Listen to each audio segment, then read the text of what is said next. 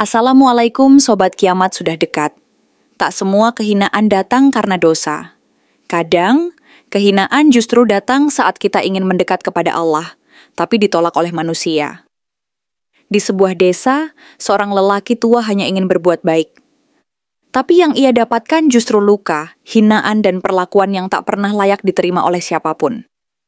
Namun langit tidak pernah diam saat seorang hamba teraniaya tetap memilih untuk bersujud. Doanya lirih, tubuhnya lemah, tapi keyakinannya kepada Allah lebih kokoh dari dinding manapun. Dan ketika semua orang mengira kisahnya telah selesai, justru di sanalah segalanya dimulai. Sebelum kisahnya dimulai, dukung kami dengan like dan subscribe channel Kiamat Sudah Dekat, agar kami terus menghadirkan kisah nyata yang menggugah hati dan menguatkan iman. Dan bagi yang telah like dan subscribe, semoga Allah angkat derajatmu, berkahi hidupmu, dan jadikan engkau hamba yang dimuliakan di dunia dan akhirat. Amin ya Rabbal Alamin. Namanya Mbah Rasmin. Umurnya sudah mendekati 70, tubuhnya ringkih, kulit keriputnya terbakar matahari desa. Pekerjaannya sederhana, memijat orang yang pegal, keseleo, atau keletihan. Tidak ada tarif tetap, yang penting cukup untuk makan dan beli minyak kayu putih. Di rumah kecilnya yang berdinding bambu, Mbah Rasmin hidup sendiri. Istrinya sudah lama meninggal. Anak-anaknya merantau entah kemana. Kabarnya pun tak jelas. Setiap hari selepas subuh, ia duduk di serambi rumah sambil melafalkan ayat-ayat Al-Quran dengan suara lirih. Memegang tasbihnya yang sudah usang, mengusap dada penuh harap agar usianya yang tersisa menjadi keberkahan. Tak pernah sekalipun ia mengeluh meski perut sering kosong atau tubuh pegal sendiri tak terobati. Namun, sebagaimana kisah orang saleh yang hidup dalam diam, kebaikan Mbah Rasmin tak selalu terlihat oleh mata dunia.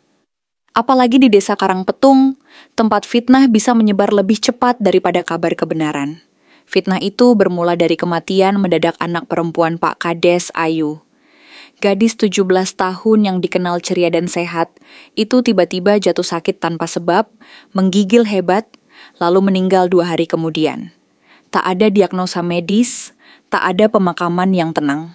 Yang ada hanya tangis, kemarahan, dan kecurigaan. "Iki santet, ini pasti ulah orang yang iri," teriak seorang tetua desa. Dan seperti layaknya cerita lama yang berulang, tudingan pun jatuh kepada mereka yang miskin, sepi, dan tak bisa membela diri, seperti Mbah Rasmin. Alasannya sederhana, Ayu sempat memijat ke rumah Mbah Rasmin 2 minggu lalu. Malam itu, setelah Isya, sekelompok warga mendatangi rumah bambu kecil itu. Mereka membawa obor, kayu, dan kemarahan. Mbah Rasmin sedang wudu ketika pintunya dihempaskan. "Keluar, Mbah, jangan pura-pura suci," bentak salah satu pemuda desa. Mbah Rasmin hanya bisa menatap dengan mata bingung. Ia tahu ini bukan kesalahpahaman biasa. Ini fitnah yang sudah tumbuh menjadi bara. Ia tak melawan, bahkan ketika kedua tangannya diikat dan kakinya diseret ke balai desa. Ia hanya menggumam, "Hasbunallahu wa ni'mal wakil." Di depan balai desa, mereka memancang pasak kayu. Mbah Rasmin dipaksa duduk, lalu kedua tangannya dipasung dan diikat ke tiang. "Biar tahu rasa, biar kapok kalau mau main santet lagi." Beberapa orang bahkan meludahi wajah tuanya. Anak-anak desa yang lewat diminta melihat, supaya jangan dekat-dekat dukun santet. Kepala desa hanya diam, entah karena percaya atau takut pada masa. Tak ada satupun yang membela. Hari berganti malam. Mbah Rasmin tetap duduk di sana. Angin malam menggigit, hujan gerimis turun membasahi tubuhnya. Tapi dari mulutnya masih terdengar lirih doa dan lantunan zikir. Tak ada dendam, tak ada amarah. Yang ada hanya harap. Semoga Allah tahu siapa yang benar. Dan di balik semua keheningan itu, langit pun tampak lebih berat dari biasanya. Seolah bumi menyimpan rahasia yang sebentar lagi akan dibuka. Malam kedua datang dengan hawa yang berbeda. Angin bertiup kencang dari arah utara, membawa bau tanah basah dan aroma kembang yang tak wajar. Di depan balai desa, tubuh Mbah Rasmin masih terpaku di pasungan. Wajahnya pucat, tangan keriputnya mulai membiru, namun bibirnya tetap bergerak pelan. Melantunkan zikir yang tak pernah putus. Subhanallah, Alhamdulillah, la ilaha illallah. Sementara itu, warga desa satu persatu mulai merasa ganjil. Beberapa anak kecil menangis tanpa sebab di tengah malam. Ternak mendadak gelisah, ayam berkokok, tak tentu waktu, kambing melenguh dan menendang kandangnya. Ibu-ibu yang sedang memasak di dapur merasa angin menerobos masuk tanpa jendela terbuka. 1-2 lampu minyak padam tanpa sebab. Hati orang-orang mulai diliputi resah yang tak bisa dijelaskan dengan logika. Di rumah Pak Kades, tangis tak juga mereda. Istrinya mulai berhalusinasi, melihat Ayu berdiri di pojok kamar, dengan mata nanar dan tubuh kaku. Itu Ayu, dia marah, bisiknya sambil menangis. Pak Kades mulai ragu, tapi gengsi membuat mulutnya tetap membungkam. Ia adalah kepala desa. Mana mungkin ia akui bahwa tudingan mereka mungkin keliru. Namun keesokan harinya, satu kejadian mengubah segalanya. Mayat ayam-ayam milik Pak Broto, tetangga dekat rumah Mbah Rasmin, ditemukan mati serentak. 5 ekor. Semuanya dengan mata terbuka lebar dan tubuh kaku seperti terpukul sesuatu yang tak kasat mata. Pak Broto pucat, tapi tetap bersikeras. Itu pasti santet balasan. Dukun itu masih nyimpen jin meski dipasung. Lalu, giliran Pak Lurah sendiri yang tersentak. Jam 2 dini hari, ia mendengar suara tangisan Ayu dari luar rumah. Suara itu bukan dalam mimpi, karena istri dan anak bungsunya pun ikut mendengar. Mereka keluar rumah, tapi halaman sepi. Hanya pohon bambu yang menggoyang. Dan suara itu berhenti tepat ketika mereka menyebut nama Allah. La haula wala quwata illa billah. Semakin banyak warga yang mulai ketakutan. Tapi belum ada yang berani mencabut pasungan Mbah Rasmin. Takut bahwa jika mereka melepaskannya, semua malapetaka justru akan bertambah. Padahal justru karena tidak ada yang berani meminta maaf, semuanya semakin menjadi. Dan malam itu, malam kedua sejak Mbah Rasmin dipasung, langit mendadak menggelap seperti hari kiamat kecil. Petir menyambar terus-menerus. Bahkan sebuah kilat menyambar pohon randu di dekat balai desa hingga terbakar. Api menjilat batang, dan suara petir seperti amarah dari langit. Mbah Rasmin hanya menunduk. Sakit tubuhnya makin menjadi, tapi lisannya tetap mengucap istighfar. Astaghfirullahaladzim. Ya Allah, jika ini ujianmu, sabarkan aku. Jika ini kehendakmu, kuatkan aku. Warga yang mengintip dari jendela mulai gemetar. Beberapa mulai menyadari bahwa mungkin mereka telah salah. Tapi manusia, bila sudah terbakar gengsi dan diselimuti kebodohan, seringkali lebih takut kepada apa yang tidak mereka pahami, daripada mengakui kesalahan sendiri. Maka mereka memilih diam. Mereka memilih membiarkan lelaki tua itu menderita. Meski malam semakin membawa tanda-tanda tak wajar. Dan langit masih menyimpan sesuatu yang lebih besar untuk esok hari. Hari ketiga, fajar menyingsing, dengan suasana yang lebih senyap dari biasanya. Desa Karangpetung tak seperti biasanya. Sunyi seperti menahan napas. Kabut tebal turun tanpa permisi, menyelimuti jalan setapak, sawah, dan bahkan halaman balai desa tempat Mbah Rasmin masih terpasung. Embun tak terlihat bening seperti biasanya, melainkan seolah bercampur dengan bau anyir dan tanah basah yang menyengat. Pagi itu, seekor kambing milik Pak Raji mengembik keras lalu tumbang mati. Ikan-ikan di kolam Pak Dullah mengapung ke permukaan tanpa sebab. Beberapa warga mendapati air sumurnya berubah keruh. Orang-orang mulai saling bisik, bertanya-tanya. Apa benar ini akibat dari kesalahan mereka memperlakukan orang tua itu? Namun fitnah yang sudah tertanam tak mudah dicabut, bahkan saat realita mulai menampar wajah mereka satu persatu. Di balai desa, Mbah Rasmin semakin lemah. Wajahnya pucat, napasnya tersengal. Tapi yang mengejutkan adalah apa yang dilihat warga ketika mereka berkumpul siang itu. Burung-burung gagak mulai berdatangan. Tidak satu, tapi belasan. Mereka hinggap di genting balai desa, di pagar kayu, dan di atas pohon yang kemarin tersambar petir. Suaranya parau dan menyayat, membuat anak-anak ketakutan dan para ibu menggenggam tasbih mereka erat-erat. Kemudian Pak Hamid, seorang ustaz kampung yang tak terlalu disukai kepala desa karena keberaniannya berkata jujur, muncul membawa mushaf Al-Quran. Aku sudah diam cukup lama. Ini semua salah. Mbah Rasmin bukan dukun, dia orang syalih. Aku tahu karena aku yang dulu menemaninya saat istrinya wafat. Dia tak pernah meminta apapun selain agar desa ini selalu dalam lindungan Allah. Warga mulai berkumpul, beberapa mengangguk, beberapa masih ragu. Tapi suasana berubah saat seorang anak kecil, Fadil, tiba-tiba pingsan setelah melihat bayangan hitam di bawah pohon randu yang terbakar. Suaranya sempat berteriak, "Itu Ayu!" Dia berdiri sambil menangis. Kini semua ketakutan. Ketakutan yang bukan lagi soal santet, tapi soal dosa kolektif yang mereka lakukan pada seorang lelaki renta yang tak pernah membela diri. Tubuhnya tinggal tulang, tapi lisan dan hatinya tetap basah oleh zikir. "Lepaskan dia," seru Pak Hamid.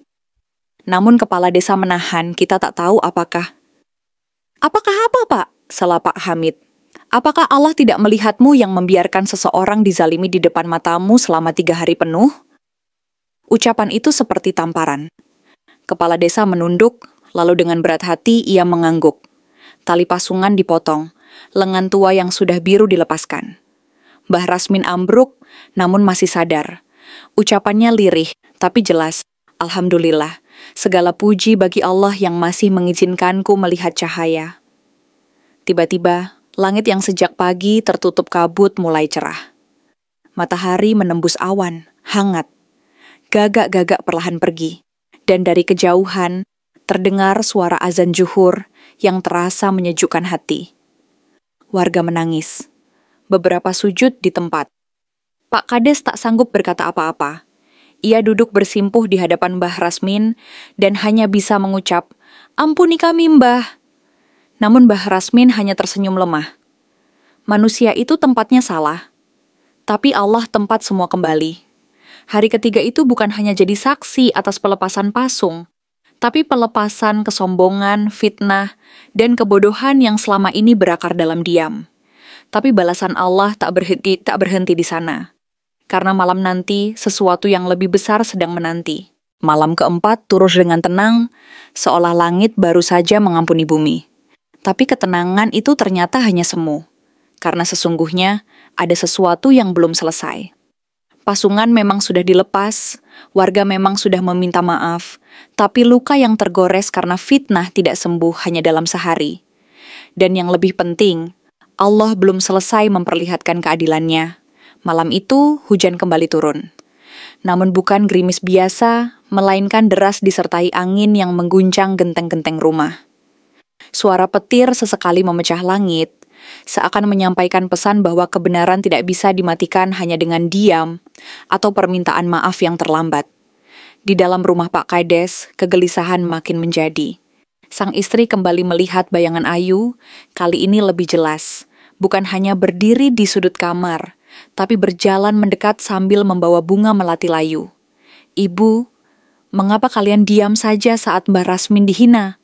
bisiknya dalam mimpi. Ketika Pak Kades terbangun, tubuh istrinya gemetar hebat dan wajahnya basah oleh air mata.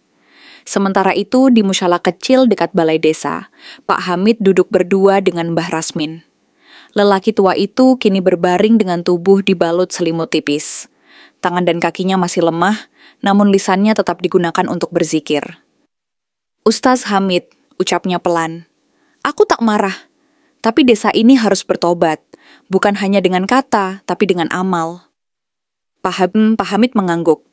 "Besok aku akan ajak warga sholat berjamaah dan istighotsah. Kita mohon ampunan dari Allah bersama-sama." Namun malam belum berakhir.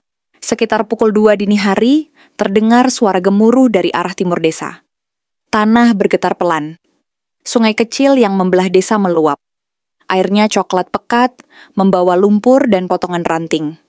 3 rumah di pinggir sungai roboh. Ternak hanyut. Teriakan minta tolong menggema. Warga berhamburan keluar rumah dengan wajah panik. Bahkan Pak Kades pun berlari tanpa sempat mengenakan sarung dengan benar. Kepanikan merajalela. Mereka tidak tahu dari mana datangnya banjir itu. Tak ada hujan yang cukup deras di hulu. Tapi luapan itu nyata. Seperti peringatan. Seperti teguran bahwa tobat bukan sekadar bibir, tapi harus dibarengi dengan tindakan nyata, membersihkan hati, meluruskan niat, dan menjaga lisan dari menyakiti. Saat fajar menyingsing, air mulai surut. Tidak ada korban jiwa, tapi kerusakan cukup parah. Warga berjongkok di halaman masjid yang menjadi tempat penampungan darurat. Banyak yang menangis. Anak-anak memeluk ibunya, sementara para pria menatap tanah dengan mata merah. Mereka tahu, ini bukan bencana biasa. Pak Hamid berdiri di depan mereka semua. Suaranya lantang, tapi lembut. Wahai saudaraku, kita sudah melihat sendiri apa akibat dari sebuah fitnah. Kita pernah biarkan orang tua saleh dipermalukan. Kita biarkan lidah kita menjadi alat setan. Maka sekarang, marilah kita bertobat. Bukan hanya dengan tangisan, tapi dengan amal. Mari kita mulai dari memuliakan yang tertindas, dan menjadikan desa ini tempat yang Allah ridhoi. Semua mengangguk, dan ketika mereka menoleh, Mbah Rasmin telah berdiri di ujung pelataran. Meski tubuhnya masih lemah, ia berusaha tegak. Dengan suara lirih namun dalam, ia berkata, Allah tidak menunda balasannya, tapi Dia menunggu kita kembali. Warga menangis. Tak ada lagi yang bisa disembunyikan. Fitnah telah dilunasi dengan aib, dan kesombongan telah dihancurkan oleh air yang datang tanpa undangan. Namun satu hal yang belum diketahui siapapun, kisah ini masih belum selesai, karena yang paling menyentuh justru akan datang dari Mbah Rasmin sendiri. Pagi kelima di desa Karangpetung disambut sunyi. Tak ada suara ayam berkokok, tak terdengar suara cangkul membelah tanah. Semua warga masih dalam keadaan syok, diam dalam rasa bersalah dan ketakutan. Banjir semalam menjadi penutup yang memilukan dari serangkaian dosa yang selama ini disangkal. Rumah-rumah porak-poranda, tetapi hati mereka lebih dulu hancur sejak hari ketika tangan mereka ikut memasung orang yang tak bersalah. Di musala kecil tempat Mbah Rasmin dibaringkan, suasana penuh haru. Para ibu datang membawa bubur. Anak-anak yang dulu mengejeknya, kini duduk diam di tikar, menunduk.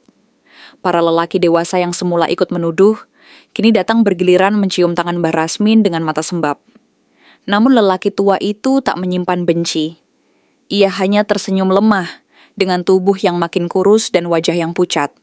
Ia tidak membalas keburukan dengan keburukan.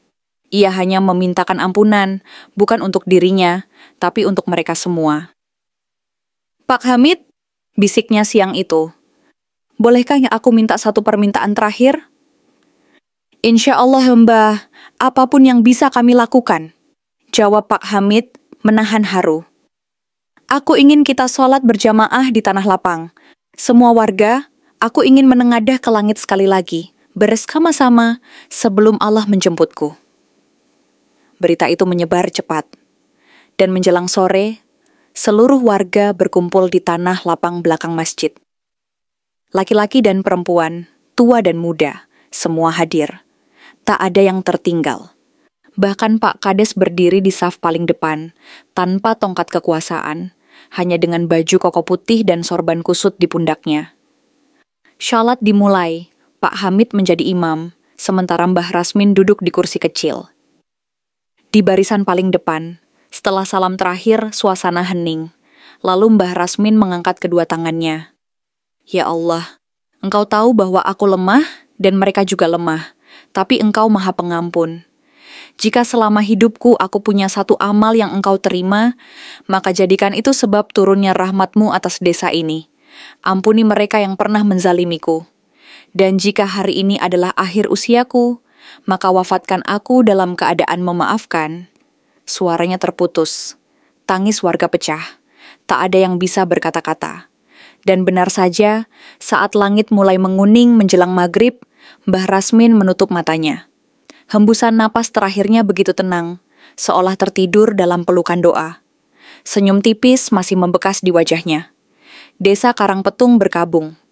Tapi kali ini bukan karena ketakutan, melainkan karena kehilangan cahaya yang selama ini tak mereka sadari menerangi diam-diam. Jenazah Mbah Rasmin dimandikan dan dikafani oleh para warga dengan penuh kehormatan. Ia dimakamkan tepat di samping musala kecilnya atas permintaan terakhirnya yang ditulis dalam secarik kertas lusuh. Jangan kuburkan aku jauh dari tempat aku mengaji." Sejak hari itu desa berubah. Tak ada lagi yang berani menyebar fitnah. Tak ada lagi yang menuduh sembarangan. Anak-anak diajarkan untuk menjaga lisan, orang dewasa diajarkan untuk rendah hati. Musyalah tempat Mbah Rasmin biasa mengaji direnovasi dan diberi nama Langgar Al-Maghfirah, sebagai pengingat akan ampunan yang lahir dari ketulusan seorang lelaki renta. Dan setiap malam Jumat doa pun selalu dikirimkan kepada lelaki tua yang dulu sempat mereka pasung, yang wafat bukan dalam amarah, tapi dalam zikir dan pengampunan. Karena dari tangan yang pernah mereka ikat, ternyata lahirlah berkah yang tak ternilai. Di suatu desa yang dahulu dipenuhi kesombongan dan fitnah, kini hidup dalam keheningan yang penuh pelajaran. Kuburan Mbah Rasmin tak pernah sepi. Bunga selalu ada di atas pusaranya, meski tak pernah ada yang tahu siapa yang meletakkannya. Sebagian bilang itu dari anak-anak yang dulu mengejek, sebagian lagi bilang itu dari langit, simbol dari doa-doa yang dikabulkan. Pak Kades yang dulu diam saat fitnah bergulir, kini menjadi pemimpin yang berbeda. Ia tak lagi bicara dengan nada tinggi, tak lagi mengambil keputusan sendiri. Ia sering terlihat duduk di serambi masjid, membaca buku tafsir, atau membantu ibu-ibu membersihkan halaman musyalah. Ia pernah berkata, "Kalau bukan karena Mbah Rasmin, mungkin kami masih sombong dengan ilmu dan jabatan yang kosong makna." Sementara itu, Pak Hamid menjadikan kisah Mbah Rasmin sebagai bagian tetap dalam setiap khutbah Jumat. Ia tak pernah menyebut nama desanya sendiri, hanya menyebutnya sebuah kampung yang pernah salah memilih suara. Dan dari seluruh perubahan itu, satu pelajaran mengakar kuat di hati setiap orang. Betapa cepatnya lidah melukai, dan betapa panjangnya jalan untuk menebus luka yang tak tampak. Mbah Rasmin tak pernah menulis buku. Ia tak pernah punya gelar. Tapi ia telah mewariskan sesuatu yang lebih langka dari ilmu dan lebih berharga dari harta. Contoh hidup dari sabar yang paling mulia. Sabar yang tidak menuntut pembelaan, hanya berserah penuh pada keadilan Tuhan. Allah tak pernah tertidur. Mungkin balasan dari langit tidak datang seketika, tapi ia pasti datang. Dengan cara yang tepat, waktu yang sempurna, dan hikmah yang tak pernah sia-sia. Maka berhati-hatilah dengan lisanmu. Jangan cepat menuduh. Jangan gampang percaya pada amarah yang berbalut kepalsuan. Sebab, bisa jadi orang yang kau hina hari ini adalah orang yang doanya membuka pintu-pintu langit untuk menurunkan kebaikan. Atau justru menurunkan murka. Karena terkadang, langit bicara lewat doa seorang lelaki tua yang duduk sendiri di serambi, dengan tasbih di tangan dan luka yang tak kelihatan.